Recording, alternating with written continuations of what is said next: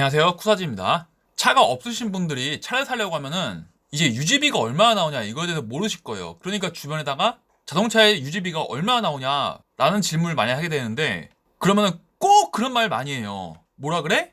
아, 차라는 게 많이 타면은 유지비가 많이 나오고 적게 타면은 유지비가 적게 나온다, 이렇게 얘기한단 말이에요. 그러면은 우리 생각에서는 어때요? 그러면은 차를 안 타면 유지비는 0이 되는 거냐 라고 한단 말이에요.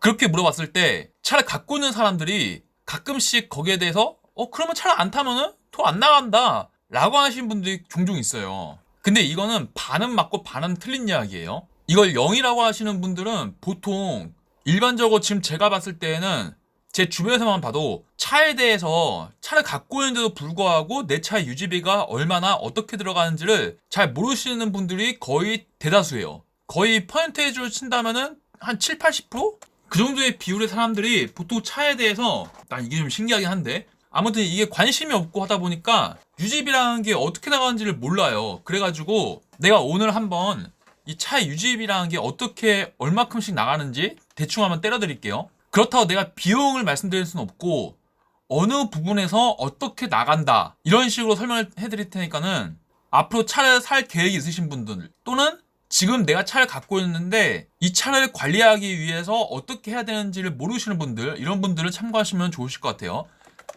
일단 먼저 아까 말했듯이 차를 많이 타면 많이 나오고 적게 타면은 적게 나온다, 이 말에 대한 해석을 좀 해드리자면은, 일단 차를 안 탔을 때 0이 되는 부분을 먼저 짚고 넘어갈게요. 얘는 그냥 딱 생각했을 때 돈 나갈 게 뭐가 있어. 일단 딱 먼저 떠오르는 게 기름값, 그리고 여기부터는 이제 사람마다 조금씩 차이가 있겠지만은 고속도로를 이용한다고 한다면은 톨비, 그리고 내가 차를 이용하면서 어딘가에 차를 대야 되는데 그 주차할 때 주차장이 유료 주차장이야. 그러면 거기에 또 돈이 나가겠죠.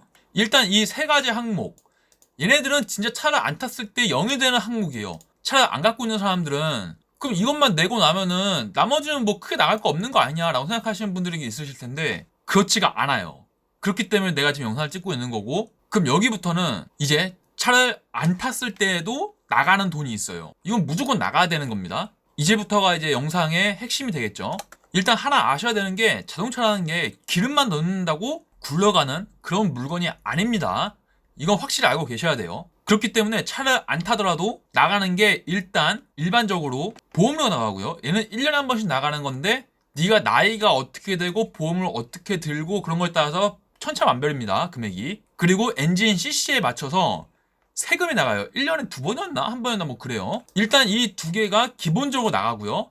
여기서 그래, 얘까지는 나도 예상했어, 이건 내야지 라고 생각할 수 있는데, 네 차가 이제부터는 전기차가 아니라는 전제에서는 무조건 나가는 돈이 또 있어요. 얘네를 보고 나서 차에 대해서 질릴 수도 있어요. 그리고 또 너무 오버하는 거 아닌가? 라는 생각이 들 수도 있겠지만은 뭐 어쩌겠어, 이렇게 해야 되는데. 그 부분을 말씀드리자면은 여기 좀 길어요. 일단 차를 갖고 있어요. 네가 차를 타면은 그 시기가 더 빨라질 수도 있겠지만은 안 타도 교환을 해야 되는 부품들이 있습니다. 그런 것들을 쭉 읊어드리자면은, 일단 네가 주행을 한다는 전제에서 10,000km 또는 1년마다 해야 되는 게 엔진 오일을 교체해줘야 돼요.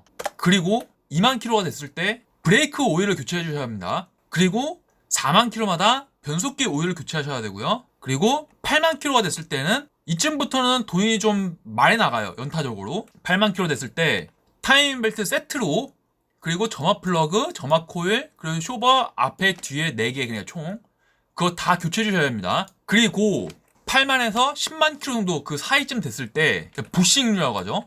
그러니까 지금 딱 떠오르는 게 부싱류, 그러니까 로어암, 스테빌라이저, 엔진 마운트 세트 뭐 이런 애들을 다 교체해 줘야 돼요. 그럼 여기까지 하면 끝이냐? 여기서 끝나지 않고 기간적으로 해줘야 되는 게 1년마다 엔진을 교체하죠. 이런 식으로 기간적으로 해줘야 되는 게 있는데 2에서 3년마다 배터리를 교체해줘야 되고요. 그 배터리 있잖아요. 그러니까는 차의 엔진룸에 보통 보면은 선 2개 딱 물려있는 그 네모나고 큰 거 있어. 그거 교체해줘야 되고요. 그리고 4년마다 타이어를 교체해줘야 돼요. 이 타이어가 트레이드, 그러니까 자동차 타이어의 그 홈 있잖아요. 홈들이 살아있든 말든 그냥 교체하세요, 그냥. 물론 이거 밀어도 돼. 뒤로 미루고 아직 홈이 살아있으니까 아직 써도 되고 막 그럴 수 있는데, 네가 어느 정도 기본적으로 사람들이 1년에 보통 2만 정도는 탄단 말이에요, 키로수로. 그러면은 그 정도 탈 정도면은 4년이 지났어. 그러면은 우리나라가 따뜻했다가 추웠다가 이런 것들이 그 편차치가 심하기 때문에 타이어는 고무예요, 고무. 근데 걔가 계속 바닥을 구르면서 그 그립을 유지해줘야 되는데 얘네들이 그걸 못하고 딱딱하게 굳어. 고무가 굳는다고. 그래가지고 얘가 그립을 제대로 못 잡아줘요. 그냥 원래 거기에 나와있는 홈에서 잡아주는 그립과 그런 것들이 계속 나와야 되는데 그만큼 성능을 발휘 못하고 또 동시에 이 4년이 지난 뒤부터는 타이어와 트레드가 급격히 달아요. 그러니까 그거 계속 체크할 바에야 그냥 4년마다 그냥 가라 그냥. 그게 맞아. 그게 귀찮지도 않고. 참고로 이 정도는 해야지 자동차를 멀쩡하게 유지할 수 있다 라고 하는 정도 되는 거예요. 그럼 이제 그런 말하는 사람도 있어. 엔진오일 같은 경우에 매뉴얼에서는 15,000km라고 돼 있는데 너 왜 10,000km라고 하냐. 또는 다른 거 키로수 같은 것들이 내가 듣기로 아니던데 좀 더 뻐그 되는 것 같던데 라고 하는 사람도 있을 텐데 뻐기세요. 그건 상관없어. 근데 그걸 뻐겼을 때 이 엔진이나 변속기 뭐 이런 것들이 분명히 문제가 생깁니다. 100% 생겨요. 100% 이거는.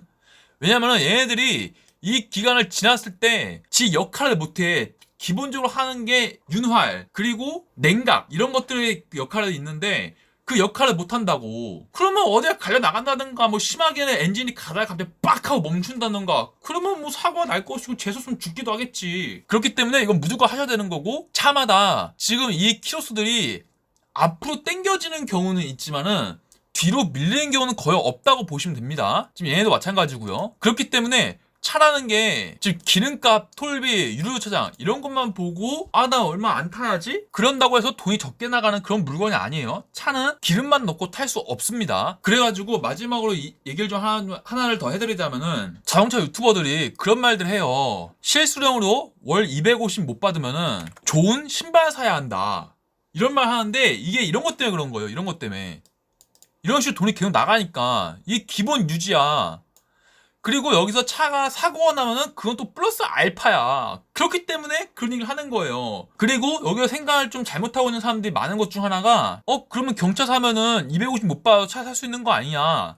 아닙니다. 일단 최소한의 차라고 봐야 되는 것들이 그러니까 이 월 250 받았을 때 실수령으로 제일 유지비가 적게 드는 차라고 봐야 되는 게 아반떼를 봐야 돼요. 아반떼가 기준이 돼야 된다고. 최저에. 왜냐면 경차 같은 경우에는 물론 기름값 혜택도 좀 있고 보험료 혜택도 있고 톨비 혜택, 주차장 혜택 뭐 이런 것들이 있어. 근데 그렇다고 해도 나머지 얘가 거의 비슷해. 드는 비용이 아반떼랑 거의 비슷하다고. 그렇기 때문에 결국에는 나가는 돈과 네가 체감되는 그 주머니에 나가는 돈은 거의 비슷하기 때문에 최소한이 아반떼고 아반떼를 산다고 했을 때 월 250은 받아야 한다는 거예요. 이해가 되시죠? 그리고 내 차의 관리를 어떻게 해야 되는지 모르겠다 하시는 분들은 최소한 얘만 보고 하셔도 네가 차를 멀쩡히 유지를 하고 있구나 라는 말은 들을 정도 되는 겁니다. 아시겠죠? 앞으로 차를 사려는 사람 또는 내 차의 정비를 어떻게 되는지 모르는 사람에게 좀 도움이 되는 참고자료가 될 수 있으면 좋겠고 오늘은 여기까지 하겠습니다. 감사합니다.